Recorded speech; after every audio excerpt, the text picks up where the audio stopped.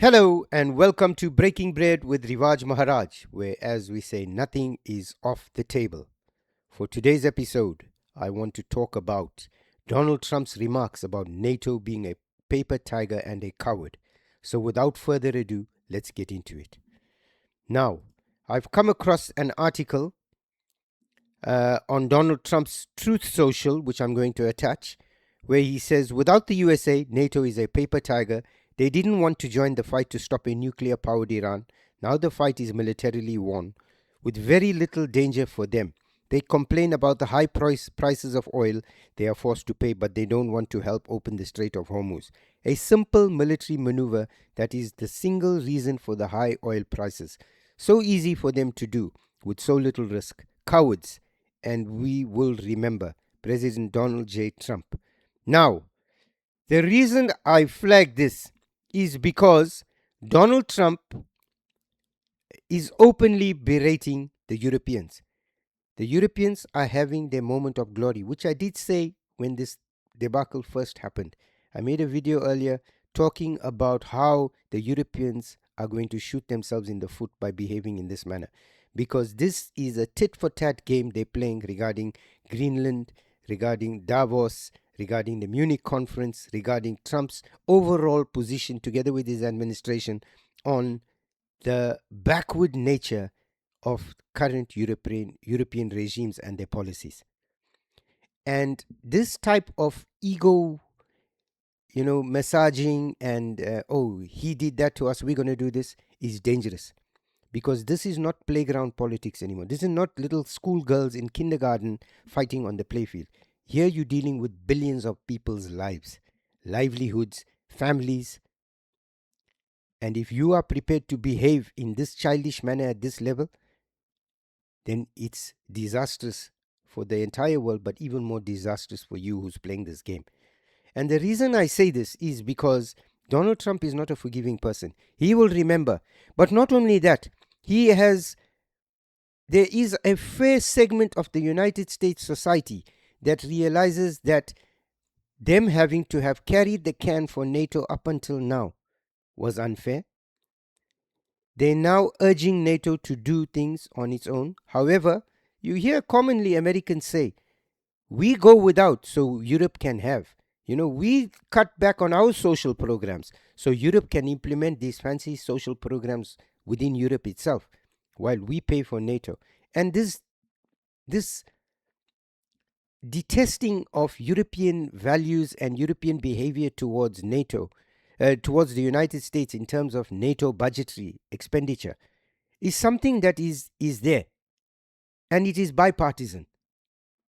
So I'll tell you that you can get Donald Trump out. He can be assassinated, he can be impeached, he can be removed, he can be imprisoned, he can serve out his 4 years. It doesn't matter, because subsequent presidents coming in can always go back and use that as a rallying cry. You must remember, the Americans do not want to be seen to be associating with a parasitic Europe. And this is what Donald Trump has brought to the fore. Europe are parasites that live off the Americans. Now, according to him, he's forced them to extend their NATO budgets. But again, they lack to want to support. He's basically saying, your Article 5 says that if one NATO nation is attacked, all are attacked. Now, your interests are being attacked in the Strait of Hormuz. You are complaining, yet you are not prepared to come and help police the Strait. So if you're not prepared to help police the Strait because you are saying it's not your war, fine. He'll shut up shop in Iran, he'll move back to the United States, and he'll purchase his 3% of oil that he requires, or whatever it is, from somewhere else. And he will do that. But where does that leave Europe? Europe is reliant on the Strait of Hormuz for its energy requirements. You think these governments will last long? If the Americans pull out of Iran, leave the Straits in a lawless Wild West type of scenario where the Iranians are charging people exorbitant amounts of money to allow tankers to come through, I think that will be the straw that will break the camel's back within the European populace. And this is why he's come out and said they're cowards. For me, the most important part about it is calling them cowards and then saying we will remember. Because, a day in geopolitics is such a long time. You have no idea what is waiting on the horizon. Tomorrow, something could erupt in Europe. There could be mass problems within Europe where you're seeing it already.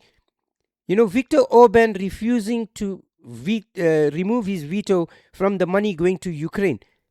The butterfly effect, the far-reaching consequences it has for Ukraine, for the EU, shows you that the potential for problems is always there. Vladimir Putin has come out saying he will stop intelligence uh, uh, supply to Iran on conditions the Americans stop in Ukraine. This is playing right into that narrative. This is playing right into that narrative because Trump will say to the Europeans, thank you very much. I'm pulling out of Iran. I'm doing business with the Russians. And on top of that, we wash our hands completely off Ukraine. So for the next 3 years of his term, he has nothing to do with Ukraine. He builds a steady relationship with the Russians. And who's eating humble pie in both instances? The Europeans. Because now they've got to balance two cans.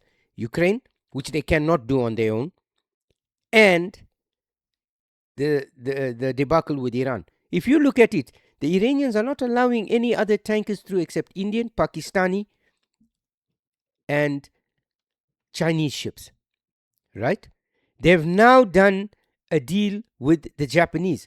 And I suspect the Japanese have had to pay because the Iranians are demanding payment in yuan, up to $2 million worth per tanker to go through, because that's going to help fund their war. You must remember that Donald Trump now polices that area, so the Americans and the Israelis know what's going in and what's coming out. So the heydays of buying this black market oil is almost over. The Indian government has always maintained good relations with the Iranians. The Chinese have always maintained some semblance of a relationship with the Iranians. And despite the fact that the Iranians are pissed off that the Chinese haven't come to their aid, they are not in a position to isolate the Chinese. Neither are they in a position to isolate the Russians. So they're being forced to eat humble pie there. And with the Pakistanis, I don't know what the deal is because I suspect at some point there's going to be an issue there. However, European ships, these Japanese, now they're going to allow the Japanese ships to go through. So again, I'm saying that, you found that the UK are now starting to, they sent over diplomats to, or, personnel to have talks with the Americans about policing the Strait, because Keir Starmer is looking woefully like another idiot in a barrel full of idiots. Unable to make a decision, unable to do anything, flip-flopping, and it's deciding, okay, that he's putting all his eggs in the European basket. Good luck, because when the Americans abandon the Europeans, we're going to get the same treatment. As it is, Trump's spoken about the way in which the relationship exists, the special relationship exists currently. And when you've got senators in the United States openly calling the United Kingdom government an idiotic government, it's what special relationship are you referring to? So this attack on NATO, this calling the Europeans cowards, NATO cowards, and saying that the Americans will remember, I think there are extremely interesting times coming up ahead in geopolitics. Irrespective of what happens in Iran, I think that there is irreparable damage done to the relationship between the United States and the United Kingdom, the United States and Europe, the United States and NATO. And I think this has just set the Americans on a path to pulling out of NATO altogether. Because I think that the more these type, you must remember, Trump needed to justify pulling out of NATO. He complained about spending, they upped the spending. Now he said he has the perfect excuse. He's going to turn around and tell his people, when we needed them, they were nowhere there. So why should we be a part of an alliance that doesn't help us, but we have to continuously help them? And then he'll pivot away. He'll re-establish somewhere else, The world is really going through tumultuous times. Blocks are being drawn, and I suspect Europe and the United Kingdom. The United Kingdom, I don't know.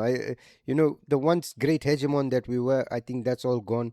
I think we've had a succession of morons that have come to lead us, and that's crowned by the cherry on the top, which is the current moron that we've got. So, how many more morons stand in line before we can get somebody with a pair of balls that can stand up for the citizens of the United Kingdom? I don't know. But nevertheless, we're going to keep an eye on this because I think NATO and the European Union and the UK and their relationships with the United States are going to go through some very troubled waters and very dangerous navigation within the next 3 years.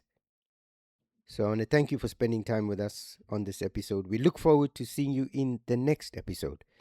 And please, as always, remember to like, share, and subscribe. It helps us with the channel, it helps us with the algorithm, and it helps our channel to grow. We're trying to expand this channel. Again, I'm not saying everything I say is the gospel. I'm not here to tell you to believe what I believe in or to believe in anything I say in. I'm just putting out my opinion. This is the way I see things. I'm having a discussion with you and I'm saying to you, this is what I think. I appreciate your feedback. Whether you agree with me or disagree with me, we have to engage in some form of dialogue